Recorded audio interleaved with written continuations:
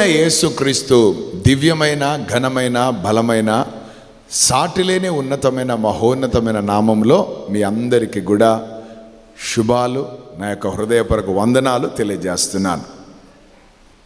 ఆమేన్, హల్లెలూయా. ఈరోజు ఒక ప్రత్యేకమైన అంశంతో పరిశుద్ధాత్మ తండ్రి మనతో మాట్లాడబోతున్నారు. దయచేసి మీ పరిశుద్ధమైన గ్రంథంలో నుంచి కీర్తన 37వ కీర్తన మొదటి వచనాన్ని మనం చదువుకుందాం. కీర్తన 37వ కీర్తన మొదటి వాక్యం. చెడ్డవారిని చూచి నీవు వ్యసన పడకుము, దుష్కార్యములు చేయువారిని చూచి మత్సర పడకుము. వారు గడ్డి వలెనే త్వరగా ఎండిపోవుదురు. ఆమేన్. దేవునికి స్తోత్రం. హల్లెలూయా, ఆమేన్, హల్లెలూయా. ఈరోజు ఆత్మీయ పాఠములలో దేవుడు మనకు నేర్పిస్తున్న అంశం ఏంటంటే వ్యసన పడొద్దు. హల్లెలూయా. వ్యసన పడొద్దు అంటే ఏంటి అని అంటే, వ్యసనానికి ఇంకొక మాట లేక నిర్వచనం ఏంటంటే చింతించొద్దు. వ్యసన పడొద్దు అంటే చింతించొద్దు. You must not worry, don't worry. Hallelujah. వ్యసనం వేరే, వ్యసన పడొద్దు. వ్యసనం అంటే మందు, సిగరెట్ కదా, అది వేరే, ఇది వేరే. వ్యసన పడొద్దు అంటున్నాడు. ఎవరిని చూసి వ్యసన పడొద్దట? ఆమేన్. మన జీవితంలో ఈ బలహీనత ఉంటుంది, వ్యసన పడుతుంటాం మనం. ఆమేన్. ఒక వ్యక్తి వ్యసన పడుతున్నాడని ఎట్లా తెలుస్తుంది తెలుసా? వాళ్ళకి ఇష్టం లేని పని ఏదైనా చేశారనుకో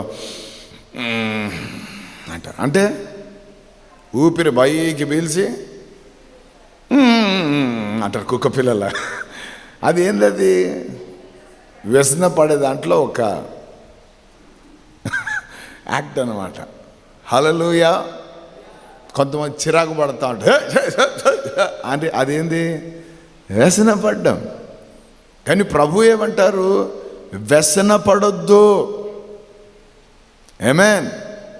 ఎవరిని చూచి వ్యసన పడొద్దో నేర్చుకోబోతున్నాం మనం. కానీ ప్రభు యొక్క ముఖ్య ఉద్దేశం ఏంటంటే, ఒక ఆత్మీయుడుగా, ఒక ఆత్మీయురాలుగా నీకు ఉండకూడని గుణలక్షణం ఏంటంటే వ్యసనం పడొద్దు అంటున్నాడు ప్రభు. ఆమేన్, హల్లెలూయా. చాలాసార్లు మనము అనవసరమైన వ్యసనాలు ఉంటాయి, అంటే అనవసరంగా మనము చింతిస్తుంటాం. అనవసరమైన చింతలు అని చెప్పండి అందరు కూడా. హల్లెలూయా. అసలు ప్రభు ఏమంటారంటే, మనం చింతనే పడొద్దు అంటాడు. మీరు చింత లేని వారై ఉండాలి అని వాక్యం చెప్తుంది.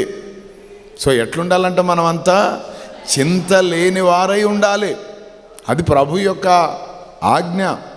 కానీ మనం ఏం చేస్తుంటాము? దానికి రివర్స్గా పనిచేస్తుంటాం. ప్రతి చిన్న దానికి మనం చిరాకు పడతా ఉంటాం. హల్లెలూయా. దేవునికి స్తోత్రం. ఆమేన్. ఈ ఉపవాస ప్రార్థనలో చిరాకు ఎక్కువ ఉంటుంది, అవునా కదా? నేను కూడా గడిచిన రోజుల్లో కొంచెం చిరాకు పడ్డాను పాస్టర్ మీద. క్షమాపణ కూడా అడిగాను. హల్లెలూయా. ఎందుకంటే కొన్నిసార్లు అంతే అది. హల్లెలూయా. అందుకే ప్రభు నాతో కూడా మాట్లాడుతున్నారు, మన అందరితో మాట్లాడుతున్నారు. ఏమేన్ వ్యసన పడుతుంటాం కొన్నిసార్లు అంటు. ఏమేన్, అవునా కదా? సో ప్రభు మనతో చెప్తున్న మాట ఏమంటున్నాడు? ఎవరిని చూసి వ్యసన పడద్దంటే, నంబర్ 1 చెప్పాలా? చెడ్డవారిని చూచి వ్యసన పడద్దు. ఒక యవనస్తుడు నా దగ్గరికి తీసుకొని వచ్చారు.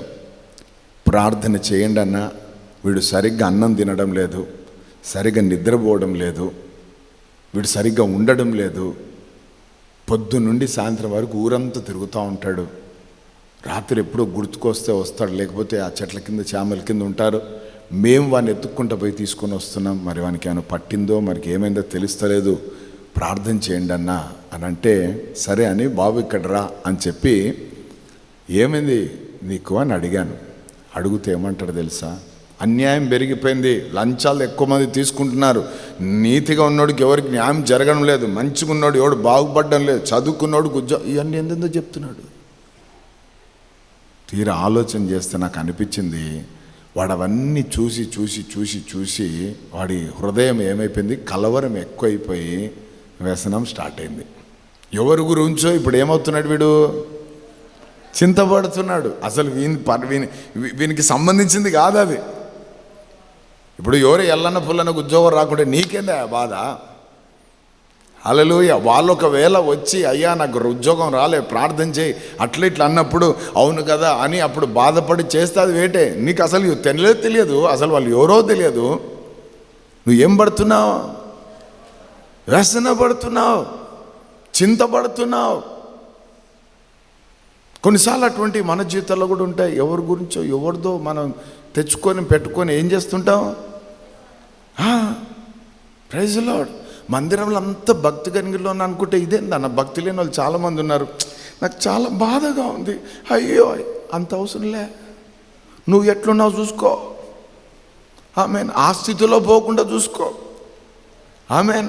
వాళ్ళని చూసి వాడు బలహీన చాచా నా అంత ప్రార్థనే వానికి లేదు. ఆమెన్. హల్లెలూయా అని నువ్వు వ్యసన పడవలసిన అవసరం లేదు, చింతపడవలసిన అవసరం. వారికి ప్రార్థన లేదేమో, నోటి నిండా నవ్వు ఉంది, నీకుందా నవ్వు?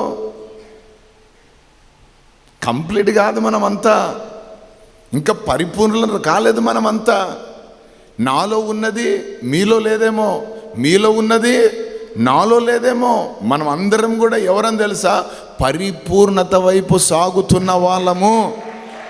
హల్లెలూయా. అందుకే పరిశుద్ధాత్ముడు అంటాడు వ్యసన పడద్దు. హల్లెలూయా. నా అంత భక్తిపరుడు లేడు, నా అంత ప్రార్థనా యోధుడు లేడు, నా అంత పరిశుద్ధుడు లేడు, నా అంత ఇచ్చేవాడు లేడు, నా అంత పరిచర్య చేసేవాడిని ఎవడు లేడు అని నువ్వు అనుకుంటావు చూడు, అప్పుడు నీకు ఈ వ్యసనం అనేది వస్తుంది. మా ఇంట్లో నేను ఒక్కొన్ని రక్షింపబడినోని, మా ఇంట్లో నేను ఒక్కొన్ని దేవుని తెలుసుకున్నాను, మా ఇంట్లో నేను ఒక్కొన్ని భక్తి పడినోని అన్నప్పుడు వాళ్ళందరూ ఎట్లా కనబడతారంటే నీకు వేరేగా కనబడతారు. నీకు వ్యసనం ప్రారంభమవుతుంది. అది మూలం అన్నమాట. కాబట్టి ప్రభు ఆత్మదేవుడు అంటాడు వ్యసన పడొద్దు నానా. హల్లెలూయా. ఆమేన్. సృష్టికర్తలో లేనిది మనం ఎందుకు తెచ్చిపెట్టుకోవడము? ప్రభువే వ్యసన పడలేదు, మనం ఎవరము వ్యసన పడ్డానికి? హల్లెలూయా. అర్థమైందా? సో ప్రభువులో లేని లక్షణాలు మనం ఎందుకు తెచ్చుకోవాలా? ప్రభువులో లేని మనసు మనం ఎందుకు తెచ్చుకోవాలా? ప్రభు ఏం వ్యసన పడలేదే. ప్రభు ఎక్కడైనా చింతించినట్టు కనబడుతుందా? ప్రభు ఎక్కడైనా బాధపడినట్టు కనబడుతుందా? Praise the lord. హల్లెలూయా. కనికరపడింది కనబడుతుంది. ఏం కనబడుతుంది? ఆమేన్. చూడరా, నేను చేసిన వాళ్ళంతా ఒకటి చెట్టుకోకూడదు పుట్టకోకూడదు అక్కడ పోయినాడు ఇక్కడ పోయినాడు అయ్యో అని అనలే. వాళ్ళని చూసి కనికరపడి ఏమంటాడు తెలుసా? కాపరి లేని గొర్రెల వలె వీరు దారి తప్పి ఉన్నారని వారి మీద కనికరపడ్డాడట. ఆమేన్. హల్లెలూయా. సో ఎవరిదో కేసు నీ కేసు అనుకొని నువ్వు ఎందుకు వ్యసన పడతావు? నీకు దేవుడిచ్చిన సంతోషం, నీకు దేవుడిచ్చిన సమాధానం, నీకు దేవుడిచ్చిన ఆనందాన్ని నువ్వు ఎందుకు పోగొట్టుకుంటావు? నీకు అంత వర్రి ఉంటే, నీకు అంత వ్యసన పడే పరిస్థితి ఉంటే ప్రార్థన చేయి. అంతేగాని దాని గురించి ఆలోచన చేసి నీ మైండ్ ఏం చేసుకోవద్దు, డిస్టర్బ్ చేసుకోవద్దు. మనస్సు ఎప్పుడు కూడా ఫ్రెష్గా ఉండాల. ఆమేన్. హల్లెలూయా. అది ఎప్పుడు వస్తుందంటే ఆయన మీద ఆనుకున్నప్పుడు, ఆయన వాక్యం పైన ఆనుకున్నప్పుడు, ఆయన ఆధారపడినప్పుడు, ఆయననే నమ్ముకున్నప్పుడు నెమ్మదిగా ఉంటుంది. హల్లెలూయా. ఆఫీస్లో ఏదో జరిగిందని, వాళ్ళు ఏదో చేశారని, వీడు ఏదో చేశాడని నీకెందుకయ్యా? నీ ఉద్యోగం నువ్వు చేసుకొని పో. అందరిది పెడతారు పంచాయతీ. అటువంటి వ్యసన పడే వాళ్ళ పరిస్థితి ఏంటంటే లంచాలు తీసుకునేవాడు, అబద్ధ సాక్ష్యాలు చెప్పేవాడు, ఇక వేరే అన్నీ చేసింటారు కదా, వాళ్ళందరూ బాగుంటారు, నువ్వు పోతావు ఎటూ కాకుండా. కొన్నిసార్లు నీ ఉద్యోగానికి ఎసురు పడుతుంది మరి. కాబట్టి ప్రభు చెప్తున్న మాట వ్యసన పడద్దు. హల్లెలూయా. మరి అవన్నీ చూస్తుంటే ఎట్లా నా దేవుని బిడ్డలమంటే మోకాళ్ళ మీద పడు, వ్యసన పడొద్దు. మోకాళ్ళ మీద పడి వాళ్ళ కోసం ప్రార్థన చేయి. ఆమేన్. ప్రభు అన్నాడు కదా, ఏమన్నారు? ఎవరికైనా జ్ఞానము కొదవగా ఉంటే అడగండి ఇస్తానన్నాడు. ప్రభా, వాడికి లంచం ఎంత పని చేస్తుందో తెలియదు నాయన, జ్ఞానం లేక చెడిపోతున్నాడయ్యా, అది చాలా భయంకరమైనదని, దేశాన్ని పాడు చేస్తుంది లంచం అన్న సంగతి వాడికి అర్థమయ్యేటట్టు మీరు మాట్లాడండి ప్రభు అని ప్రార్థన చేయి. వీలైతే ఒకరోజు ఉపవాసం ఉండి కన్నీళ్ళు గార్చి ప్రార్థన చేయి. కానీ వ్యసన పడొద్దు, చిరాకు పడొద్దు. హల్లెలూయా. మనం ఏ లోకంలో ఉన్నాం? పరిశుద్ధత కూడిన లోకంలో ఉన్నామా? పాపముతో నింపబడిన లోకంలో ఉన్నామా? చెప్పాలందరూ కూడా. మరి పాపముతో కూడిన లోకంలో ఉన్నప్పుడు రకరకాలైన వాళ్ళు ఉంటారు. హల్లెలూయా. వాళ్ళ మధ్యలో నువ్వు నివసిస్తున్నావు, నడుచుకుంటున్నావు. ప్రభు ఏమంటారంటే, వాళ్ళ అడుగు జాడలు, వాళ్ళ మార్గాలు, వాళ్ళ అలవాట్లు మీరు చేసుకోవద్దు అంటాడు. హల్లెలూయా. నీవు ఒక ప్రత్యేకంగా ఆమేన్ ఈ లోక మర్యాదలను అనుసరించకుండా అంటాడు. అంటే నువ్వు ఒక ప్రత్యేకమైన జీవితం జీవించు వాళ్ళ మధ్యలో. కానీ ఇట్లా వ్యసన పడుతూ జీవించవలసిన అవసరము. Praise the lord. ప్రభు ఏమంటున్నాడు చూడండి, ఎవరిని చూసి? చెడ్డవారిని చూచి. మంచివారేం కనబడతారా మనకు? హల్లెలూయా. ప్రతి ఒక్కరిలో ఏదో ఒక చెడ్డతనం ఉంటుంది. ఆ చెడ్డవారిని చూసినప్పుడు మనం ఏం చేయొద్దు? ఈ వ్యసన పడొద్దు అంటే ఏందో అన్న, ఇది కొంచెం కష్టంగా ఉంది, అర్థం కావడం లేదంటారా? బీపీ పెంచుకోవద్దు. ఈ మాట మీకు అర్థమైంటుంది. చెడ్డవాళ్ళని చూసి ఏం పెంచుకోవద్దు? ఎంతమందికి బీపీ ఉంది? లేని బీపీ వస్తుంది. ఆమేన్. హల్లెలూయా. వాడు చెడ్డవాడు, వాడిని చూసి, వాని పేరే చెడ్డవాడు. ఆ చెడ్డవాడిని చూసి నువ్వు ఎందుకు పెంచుకోవడం బీపీ? వాడి చేష్టలు చెడ్డవి, వాడి ఆలోచనలు చెడ్డవి, వాడి తలంపులు చెడ్డవి. ఆమేన్. వాడు చెడ్డోడని తెలిసిన తర్వాత వానితో సంబంధాలు పెద్దగా పెట్టుకోకు. ఎంతలో ఉండాలో అంతలో ఉండు. అందరినీ ప్రేమించాలి. దేవుని స్తోత్రం. నువ్వు చెడ్డోడు, మా పాస్టర్ చెప్పినాడు, ఇంక ఈ రోజు నుంచి కటిఫ్ అని నన్ను బుక్ చేయొద్దు.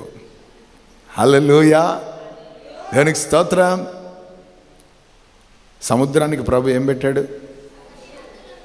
సరిహద్దులను నియమించాడు. సో మన ఏమంటారు, సంబంధాలకు కూడా సరిహద్దులు మనం కట్టుకోవాలి. ఎవరితో ఎంత ఉండాలో అంతే ఉండాలి. వాడు చెడ్డవాడని తెలిసిన తర్వాత ఆమేన్. హల్లెలూయా. ఎన్ని ఫోన్ కాల్స్ తెలుసా? మా పిల్లల్ని పోలీస్ స్టేషన్కి తీసుకుపోయారయ్యా, మా వాడు జైల్లో ఉన్నాడయ్యా, వాడికి ఈరోజు వాయిదయ్యా. ఏంటో తెలుసా? అందరు చెప్పే మాట ఒకే మాట, మా వాడు అమ్మాయి కూడా అయ్యా, ఏం తెలియదయ్యా, వాళ్ళు ఏదో రారా అంటూ పోయినాడంట, పోయగానే పట్టుకున్నారంట, వీడు బుక్ అయినాడంట, వీడు చేసినాడని. ఇటువంటి పరిస్థితి. ఆమేన్. వాడు చెడ్డోడని తెలిసిన తర్వాత ఏం చేయాలా? జాగ్రత్త. దేవుడు ఏమిచ్చాడు మనకు? జ్ఞానం ఇచ్చాడు. హల్లెలూయా. ఆత్మ ఉంది కాబట్టి ఆత్మ నడిపిస్తాడు. ఎవరితో ఎంత ఉండాలో అంత ఉండాలా. ఆమేన్. సో వ్యసన పడొద్దు. రెండవదిగా ఎవరితో అంట? దుష్కార్యములు చేసేవారిని చూసి మత్సరపడకుము. Praise the lord. హల్లెలూయా. ఇంకో మాట చెప్పాలంటే వ్యసన పడొద్దు. దుష్కార్యాలు చూసి, ఏంది లోకం ఎట్లయిపోతుంది, ఎక్కడ పోతుంది అవసరం లే. ఆమేన్. ఎక్కడ పోతుంటే నువ్వు పోతావు పైకి. హల్లెలూయా. కొంతమంది చాలా సెన్సిటివ్గా ఉంటారు. వాళ్ళకి ఏదైనా వార్త చెప్తే టకాన్ని పడిపోతారు కింద. అది కూడా ప్రమాదమే. అంత వ్యసన పడవలసిన అవసరము లేదు. ఎందుకు వ్యసన పడొద్దు అంటున్నాడంటే కింద, వారు గడ్డి వలెనే త్వరగా ఎండిపోవుదురు, పచ్చని కూర వలెనే వాడిపోవుదురు. అది ఎండిపోయేటోళ్ళు, వాడిపోయేటోళ్ళు, వాళ్ళ కోసం మనకెందుకు ఇంత టెన్షన్, బీపీ? ఆమేన్. హల్లెలూయా. నీతిమంతులైతే వారు చిగురిస్తారట. ఆమేన్. హల్లెలూయా. దేవుని నామానికి మహిమ కలుగాక. కారణం ఏంటంటే వాళ్ళు ఎక్కడ నాటబడ్డారు? వాళ్ళు నీటి ఊట నాటబడ్డారు వాళ్ళు. కాబట్టి ఆకు వాడక తన కాలమందు ఫలమిచ్చు చెట్టు వల్లే వాళ్ళు పెరుగుతుంటారు అంతే. కానీ చెడ్డవారు, దుష్కార్యములు చేసేవారు ఎట్లుంటారట? చెప్పాలా? గడ్డి వలె. రెండవది ఎట్లుంటారట? వారు గడ్డి వలనే త్వరగా గడ్డి వలె త్వరగా ఎండిపోవుదురు, ఎండిపోతారు. పచ్చని కూర వలెనే పచ్చని కూర వలె వాడిపోతారు. దీనికి పెద్ద టైం ఉండదు ఎండిపోవడానికి, వాడిపోవడానికి. సో వాళ్ళ కోసం మనము వ్యసన పడవలసిన అవసరం లేదు. హల్లెలూయా. నీకిచ్చిన పనిని, నీకిచ్చిన దానిని నువ్వు జాగ్రత్తగా చూసుకొని చేసుకోవాలి. ఆమేన్. హల్లెలూయా. ఉదాహరణకు దానియేలు ఉన్నాడు. ఆయన దేవుని ఆత్మను కలిగిన వాడు, ఆయన జ్ఞానము కలిగిన వాడు. ఆయన ఒక మంచి స్థితిలో ఆ బబులోను సంస్థానంలో ఉన్నాడు. ఆఫీసర్ క్యాడర్లో ఉన్నాడు. ఆయన ప్రధానులలో 3వ వాడు. ఆయన తీసుకొని పోయేదేమో బానిసగా, కానీ దేవుడు అతనితో ఉన్నాడు కాబట్టి అతడు ఏమయ్యాడు? అధికారి అయ్యాడు.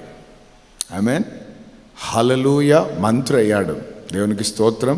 అయితే ఏ తీర్మానాలు తీసుకున్నా సంతకం ఆయన పెట్టాల్సిందే. ఒక పెద్ద తీర్మానం తీసుకున్నారంటే రాజుగారి ఉంగరపు అచ్చుతో పాటు ఈయన సంతకం కూడా ఉండాలి. 1 నెల రోజులు ఎవ్వరు ఏ దేవునికి ప్రార్థన చేయొద్దు, మొక్కొద్దు అని ఇటువంటి శాసనాన్ని వారు తయారు చేసి రాజుగారి యొక్క ఉంగరంతో ఏం చేశారు? దాన్ని ముద్రించుకొని శాంక్షన్ చేసుకొని ఆ జియోను ఈయన టేబుల్ పైకి తెచ్చిపెట్టారు. టేబుల్ పైకి తెస్తే ఈయన డ్యూటీ కదా, చూశాడు. రాజే సంతకం పెట్టాడు. ఇక నేను కూడా పెడతాను, ఎందుకు నేను కూడా అధికారిని. పెద్ద ఆయన ఓకే అన్నాడు. మరి నేను ఎవరు పిల్లని నాన్ ఓకే అని ఎట్లా అంటానని అందరు సంతకం. ఈయన కూడా సంతకం పెట్టాడు. సంతకం పెట్టాడు. ఆయన ఉన్న ఆఫీస్లో నుంచి లేచి ఇంటికి వెళ్ళాడు. ఇంటికి పోయినాక ఏం చేశాడు? యథాప్రకారం అనండి అందరూ కూడా. ఎస్, భక్తి నా ఇష్టం. ఆమేన్. చేసుకోద్దని చెప్పడానికి మీరెవరు అన్నట్టుగా సంతకం పెట్టినోడి నువ్వే కదా అంటే, అవును అది డ్యూటీ, నా డ్యూటీ నేను చేశా, కానీ ఇది నా పర్సనల్, దీనికోసం నేను చచ్చిపోయినా పర్లేదు. హల్లెలూయా. ఆమేన్. అందరూ ఇప్పుడు చూడండి, ఒక మాట జాగ్రత్తగా వినండి, జాగ్రత్తగా ఆలోచించండి. సంతకం పెట్టకున్నా ఇక్కడ పోయి ప్రార్థన చేసిన రెండిటికైనా కేసు బుక్ అవుతుంది. రాజు దగ్గర పోయి చెప్పి ఏమంటారు తెలుసా? సార్ మీరు మంత్రిగా పెట్టిన ఆయన సంతకం పెట్టలేదు సార్ అనంటే నా మాటకు ఆయన లోపడలేదా? నేను సీలేసి అదే పనిగా పెడితే ఆయన సంతకం పెట్టడా? కాబట్టి ఎత్తండ్రా లోపలికి సింహాల మధ్యలో అంటాడు. ఆమె సంతకం పెట్టకుండా నేను జైలుకు పోయేదానికంటే సంతకం పెట్టి నా దేవుని నామ ఘనత కొరకు, హల్లెలూయా, నా దేవుని నామాన్ని మహిమపరచడానికి కొరకు, నా దేవుని నామాన్ని గొప్ప చేయడానికి కొరకు, నా దేవుని నామాన్ని ఉన్నతంగా మార్చడానికి కొరకు నేను సింహాల మధ్యలో పోయినా నాకు పెద్ద సమస్య లేదు, అవి తింటే తినండి లేకపోతే ఇట్లా ఉంటా అన్నట్టు ఇంటికి పోయి ప్రార్థన చేసుకుంటున్నాడు. హల్లెలూయా, హల్లెలూయా, దేవునికి స్తోత్రం. దానియేలుకు నిద్ర పట్టినట్టుంది కానీ రాజుగారికి నిద్ర పట్టలే.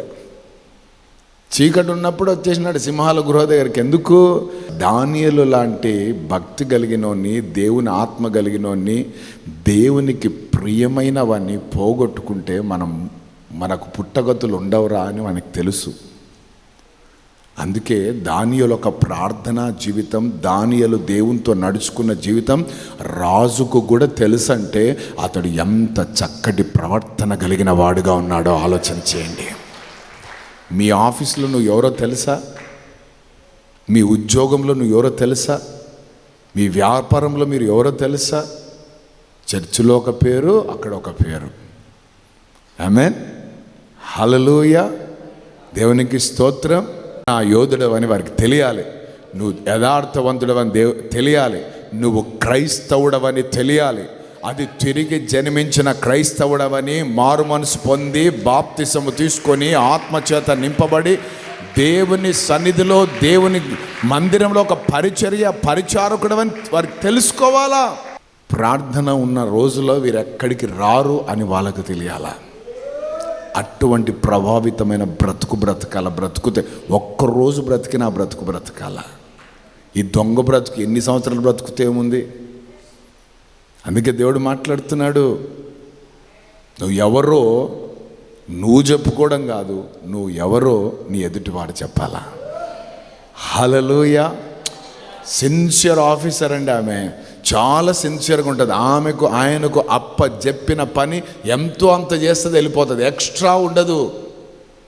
ఏమే, నేను ఇంత ఫైల్ చేసి ఇంత చేసి ఇచ్చినా ఆయన సంతకం పెట్టలేదే. నీకు అనవసరమమ్మా, అది నీకు అవసరం లేని విషయం. అది నీ పని నువ్వు చేసావు, పెట్టావు, మిగతాదే యెహోవా ఇరే. ఏమే, అది మన బ్రతుకు. అందుకే చెడ్డవారిని చూచి, దుష్కార్యములను చేసేవారిని చూసి తీర్పు తీర్చొద్దు, లేకపోతే చింతించొద్దు.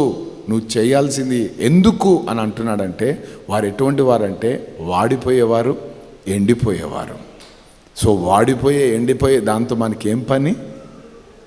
దాన్ని మన మైండ్లో పెట్టుకొని ఎందుకంత బాధపడాలా, ఎందుకంత టెన్షన్ పడాలా, ఎందుకంత? దేవునికి స్తోత్రం, హల్లెలూయా. మరి ఏం చేయాలని అడగండి. ఇదే దినం యెహోవా చేసింది, ఉత్సహించి సంతోషించండి. హల్లెలూయా, ఆమేన్. అస్సలు ఆలోచన చేయొద్దు అనుకున్నా, నాకు ఆలోచనలు వచ్చి తలకాయ పట్టేస్తుందన్న, ఏం చేయాలా అని అంటారా?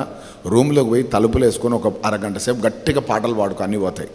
మంచి వేడి సొంటి టీ తాగి, నెత్తికి జందుబాం పూసి, కంబడి కప్పుకొని పండుకో అని చెప్ప. అది లోకస్తులు చేసేది, శరీరులు చేసేది. మరి ఆత్మీయులు చేయాల్సిందేంది? ఆమేన్, హల్లెలూయా. లోపలికి పోవాలా, తలుపులు వేసుకోవాలా, ప్రార్థన చేద్దు. ప్రార్థన చేసినావా వేరే ప్రార్థనలు వచ్చేస్తాయి. దేవునికి స్తోత్రం. ఎటువంటి ప్రార్థన వస్తుందంటే, వ్యసనంలో ప్రార్థన చేస్తావు, ప్రభువా నన్ను ఎందుకు పెట్టావు భూమి మీద, వాళ్ళతో తిట్లు తినడానిక, వీళ్ళతో ఇట్లా అనిపించుకోవడానిక, వీళ్ళతో ఇట్లనా, నైనా నా ప్రాణం తీసుకో, ఇంకా చాలు. ఆయన ఆమెంది అన్నాడంటే అక్కడే ఉంటావు. హల్లెలూయా. నాకు దేవుడు అంటే చాలా ఇష్టం. ఎందుకంటే కొన్ని ప్రార్థనలకు జవాబులు ఇయ్యాడు ఆయన. అన్నీ ఇస్తా పోతే అమ్మో మనం ఉండలేం భూమి మీద, మన నోరు ముందే అటు ఇటు. ఆమేన్, ప్రైజ్ ది లార్డ్, హల్లెలూయా. ఒకరు బాగుంటే, ప్రభువా వారిని ఆశీర్వదించయ్యా, ఎంత మంచోళ్ళయ్యా వాళ్ళు, ఆశీర్వదించా అని చేస్తా, వాళ్ళు ఆశీర్వదించబడతారు. తేడా వచ్చిందనుకో, నాయనా వాళ్ళు దుర్మార్గులయ్యా, పోయి నాతో పెట్టుకున్నారయ్యా, నీ కుమారుడితో నీ కుమార్తెతో, ప్రభువా యేసయ్య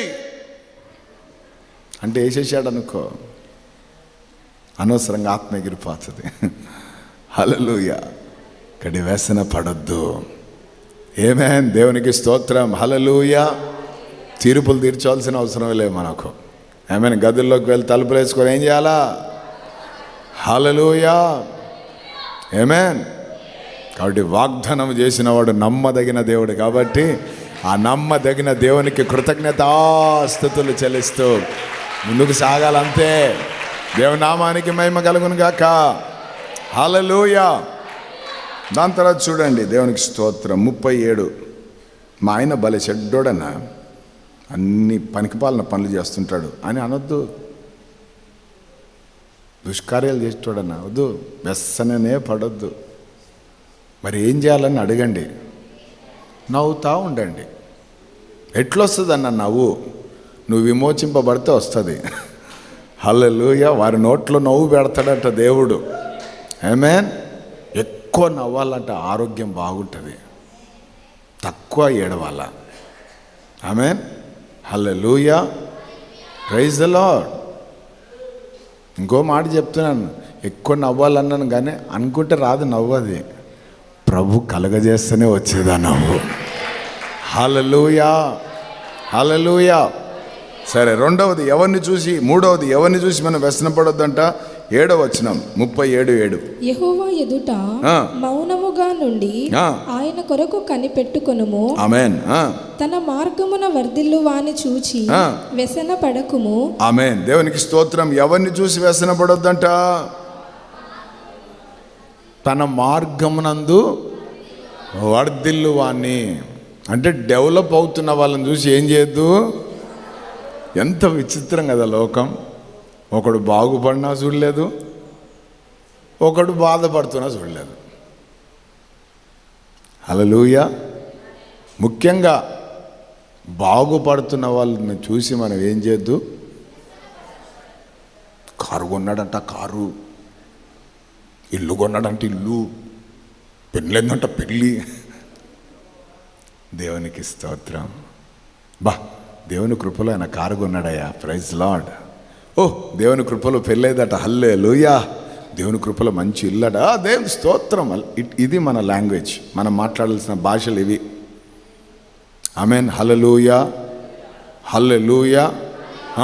ఉన్నాడులే, కారు మీద ఉన్న శ్రద్ధ మా మీద పెట్టింటే బాగుండు, మేము బాగుపడదాం అని ఇవన్నీ. వందనాలయ్యా, కూలిపోతావయ్యా.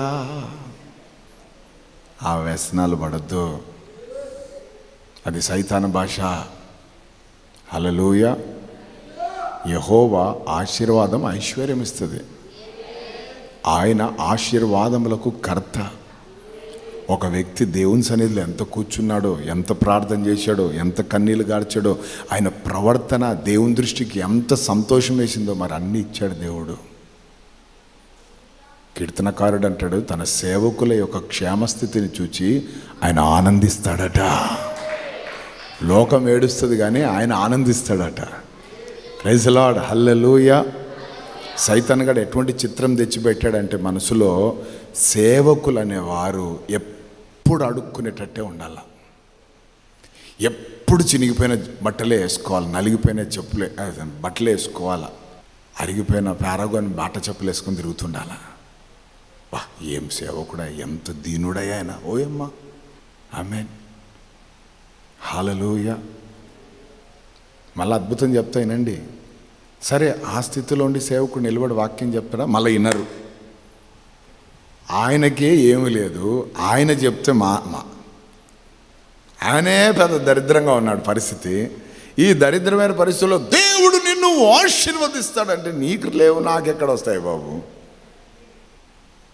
చూసారా ఎట్లుంటుంది లోకం, అర్థమైందా? కాబట్టి దేవుడు మనకు చెప్తున్న మాట, ఉపవాస పండుగలో వ్యసనం అనేది తొలగించుకో, వ్యసన పడేది అనేది మానుకో, వరి నీ హృదయంలో ఉండొద్దు. హల్లెలూయా, ఆమేన్. మార్చి ఉంది, సెప్టెంబర్ ఉంది. చెప్పండి ఒకసారి, మార్చి ఉంది, సెప్టెంబర్ ఉంది. మార్చిలో పరీక్షలు రాస్తావు, ఫెయిల్ అయితే నీకోసం సెప్టెంబర్ ఉంది. ఆ సెప్టెంబర్ ఫెయిల్ అయితే మళ్ళీ మార్చి ఉంది, మార్చిలో అయితే మళ్ళీ సెప్టెంబర్ ఉందా లేదా? సరే, మార్చిలో పాస్ అయితే పాస్, ఫెయిల్ అయితే లేదు, ఇంకా నీ జీవితం లేదంటే. ఒక ఆయన వచ్చి అంటాడు, నా పాప విషయం బ్రదర్, చావు బ్రతుకు విషయం అంటున్నాడు ఆయన. ఏంటంటే ఎంసెట్లో ర్యాంక్ రాకుంటే సావు బ్రతుకంట. ఆ పిల్ల గజ గజ గజ వణికి జ్వరం వచ్చింది. ఏం జ్వరము, మామూలు జ్వరం కాదు, మొత్తం వణికిపోతా ఉంది. నేర్చుకుంటూ వచ్చింది నా దగ్గరికి. ఏమైందమ్మా, నేను పాస్ కాకుంటే నమ్మ అయిపోయింది, నేను ఆత్మహత్య చేసుకుంటా అంటుంది. వరిని ఎంసెట్లో రాకుండా ఆత్మహత్యనా? చిచ్చి ఇంకో కోర్సులు ఉన్నాయి కదా అంటే, లేదు లేదు లేదు, అయిపోయింది నా జీవితం, మా ఇంట్లో ఇంకా పట్టించుకుంటా అని. పాపం లేనిపోని బాధలు. నేను ఎంత నీ సోది వినడానికి టైం లేదమ్మా, మోకరించో అని చెప్పి చేయి పెట్టగానే ఫస్ట్ సలిజరం పోయింది. సలిజరం పోయగా నాకు అర్థమైంది పిల్లకి ర్యాంక్ వస్తుందని. యేసయ్యా వీళ్ళకి మంచి ఆ జ్ఞానంతో నింపు, యేసు నామములని ప్రార్థన చేసేసాను. అన్నానమ్మా స్వీట్ డబ్బాతో రాపో అన్నాను. ఏమన్నా అన్నది, స్వీట్ డబ్బాతో రాపో, దేవుని స్తోత్రం, హల్లెలూయా అన్నాడు. ఆమేన్. ఈరోజు ఆ పాప పెద్ద డాక్టర్ అయింది, దేవునికి స్తోత్రం, హల్లెలూయా. గవర్నమెంట్ డాక్టర్ అయింది, దేవుని నామానికి మహిమ కలుగును గాక. ఆమేన్. ఆకాశమందు నీవు తప్ప నాకెవరున్నారయ్యా, ఈ లోకములో నీవుగాక వేరే ఆశ